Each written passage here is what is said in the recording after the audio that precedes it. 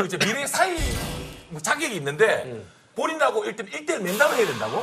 뭐 사위보다 전에 남자친구가 되고 싶다면 그치. 옛날에 남자친구가 1대1 면담을 통과해야 되는데 전제 조건이 나랑 밀폐된 곳에서 1시간 너무 안 사귀는 게 아니 나는 공감하는데 그런 거를 티를 안 내는 남자일 수도 있으니까. 그래서 1시간이 필요한 거죠. 나도 벌써부터 우리 딸 나중에 시집 간다 그러면 너무 싫을 것 같다 이런 생각 있거든. 벌써부터? 사회를 딱 진짜로 바른 사회가 들어왔으면 좋겠다는 생각. 그러면 딸이 이제 다 컸다라고 생각하고 진호가 사회감으로 왔다라고 하고 얘기 한번 해봐. 그래. 그래. 진호라고. 예. 근데 너는 그 태어날 때부터 그 백눈깔이었어. 어렸을 때 좀 귀여운 눈이었는데 자라면서 아 그래? 잘하면서 만나자마자 무슨 사건 때문에 눈가리가 그렇게 됐어? 근데 아버지 저 처음 뵀는데 눈깔 얘기 처음 봤으니까 아직 야. 그러면은 결혼한 다음에 30년 있다가 하냐? 너는 처음부터 눈가리가 이상했어. 그때 하냐? 아버님 딸이 저를 더 좋아하는 거지 저는 사실 그렇게 좋아하진 않아요.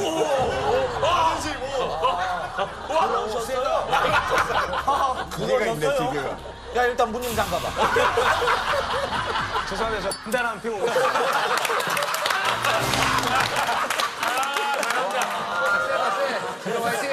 역시 개그맨 잘한다. 지금이 안 그러지만 대신이다, 뽕 대신. 진호 같은 진솔한 모습을 오히려 바라는 거야 사실은. 그런 질문을 던지면서 고분고분하게 내 뭐 의도가 무엇일까 그 의도에 맞춰서 대답을 하고 싶어하고 그렇게 해오는 사람은 사실 위험하거든. 인간적으로 뭐 인간적으로. 기분 나쁜 반응도 그럼 자기 진솔한 감정 그대로 드러내야지. 다음은 이제 66주에 이어서 두 번째는 79주야. 그럼 66주는 친구가 둘이 79구나 그러면. 둘이 친구. 진짜로? 예전부터 친구였어? 지윤이가 79야? 우리 사실 KBS 동체 동기야.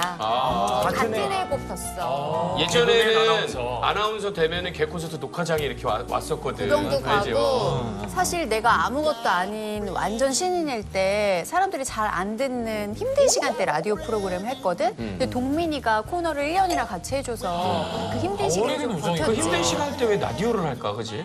몇 시부터 몇 그거는 시였어? 아니야 몇 시도 아니고 원양어선 타는 사람들이 듣는 방송이었어. 아, 진짜? 국내에서 못 들어. 방파성취라는. 저기 뭐 어디 그 태평양 정도 가야지 들을 수 있는 그런 라디오. 그런 라디오가 있어? 네, KBS는 그 기간 방송이기 때문에 원양어선. 집에 참치를 보내주고 그래? 팬들이? 아니야 사람은 안 듣고 참치만 들어. 그거를 들으면 참치들이 이렇게 다 몰려오거든. 그 소리 듣고. 그런 방송이야. 동민은 그걸 왜 하게 된 거야?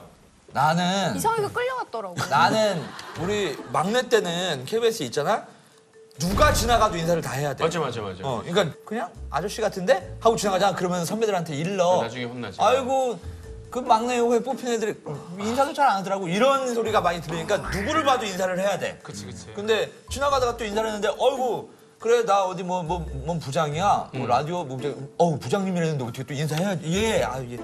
잠깐 따라와봐 하더라고. 난 뭔지도 모르고 따라가는데 여기 방송 여기 온 김에 이거 하고 가. 해가지고 1년을 꼼짝없이 하게 됐어. 나는 집에 가서 얘기했지. 엄마 나 라디오도 오늘 했어. 고정했다고. 들을 수가 없잖아. 엄마가 그걸 들으려면은 원영을 타야 돼. 아들이 방송을 하는데 들을 수가 공개는 안 잡혀. 못 들어. 그걸 들으려면 했지. 어디 태평양 정도 한가운데 가야. 그럼 그렇지. 단파로 잡히는 데로 가야 돼. 근데 만약에 국내 여성이 하고 있는데 나한테 라디오 잘 듣고 있습니다 하면은 이 사람 직업이 딱 나오는 거지. 그러네. 완전 프로파일러네. 직업 바로 알겠네. 근데 나는 큰 위로가 됐어. 왜냐면 나도 신인이어서 1시간 이끌어가는 게 너무 힘들고 재미가 없었는데 그 꽁트를 재밌게 해주니까 너무 도움을 받았지. 근데 사실 뭐 이제 와서 얘기하는 거지만 나는 그 데뷔하자마자부터 좀 잘 돼가지고 맞아, 동민이 잘 됐었지. 거기에 나갈 저희가 아니었다. 감사의 인사 한 번 없이. 동민아, 어쨌든 그 때문에 친구가 된 거야. 그치 너무 좋았지.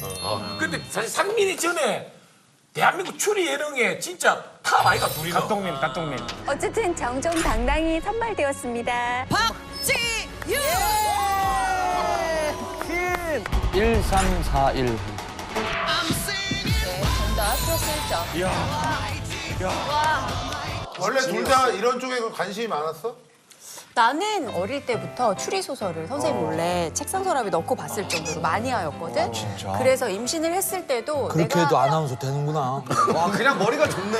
근데 가장 좋아하는 걸로 태교를 하는 게 맞다고 생각해서 나는 CSI 같은 범죄 수사물 드라마만 봤어. 진짜? 소년탐정 이런 마이애미가 만화책만 최고예요. 김전일.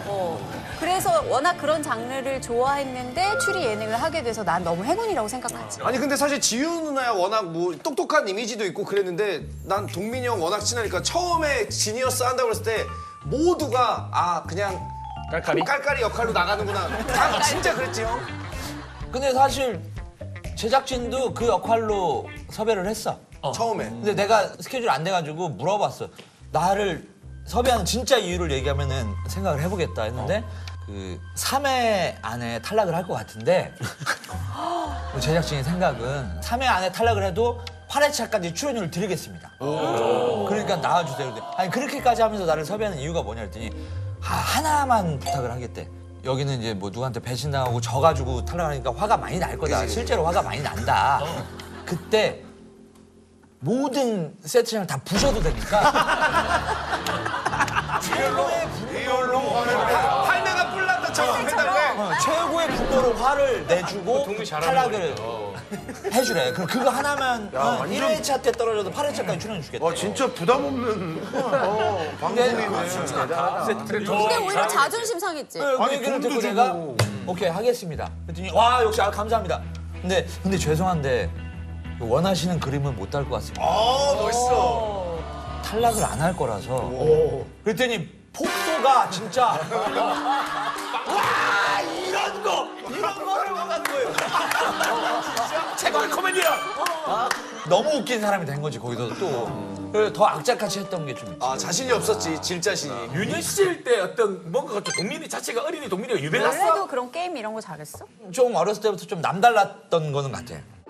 우리 좀 판잣집에 사니까 내가 가만히 보다가 이건 우리 집엔 가망이었구나. 저렇게 열심히 사시는데 어떻게 더 열심히 살아. 근데 판잣집이니까 나밖에 없다. 우리 집을 이렇게 세울 건 나밖에 없다. 비슷한 게 있어, 맞아. 초등학교 들어가기 전에 얘기를 했어. 아무래도 우리 집은 가망이 없는 것 같은데 초등학교 들어가기 전에 했다고? 완전 사이코였어. 그래가지고 거짓말 좀 하지 마. 유치원생이 7살짜리 그 무슨 그런 얘기를 해. 기억이 오래오래 수행한다. 거짓말하는 사람이니까 그냥 마이크 빼고 갈게. 이 그림이에요. 이 그림이에요. 3회. 원하는 그림. 따졌습니다. 예고 넣었어. 아니 잠깐 이름이 장원이와의 트러블 가. 뭐라고 얘기하려고 했어. 아니 그러니까 이럴 때 진술 분석하는 거야. 근데 실제로 그래 모든 집안 식구를 내가 일 안 하게 해줄 테니까 나한테 집중했으면 좋겠다. 그래서 우리 집은 정말 못 살지만 나를 좀 부자로 해줘라. 돈이 없으니까 기가 죽더라고. 그래서 어렸을 때부터 나는 부자로 살았어. 근데 그때마다 난 죄책감이 한 번도 없었던 게 내가 다 해줄게요. 걱정하지 마. 해서 일을 시작하자마자 식구들한테 다 얘기했지. 이제 다 일 그만둬. 내가 그 약속을 지킬 테니까 그만둬 해가지고 지금까지도 근데 진짜 괜한 약속을 여자야. 해가지고 괜한 약속. 그런 미친 약속을 해서 이렇게 고생하고 한 거야. 아니야 말은 이래도 항상 어머니랑 누나 모시고 여행 다니는 나 잘 알지. 대단하다.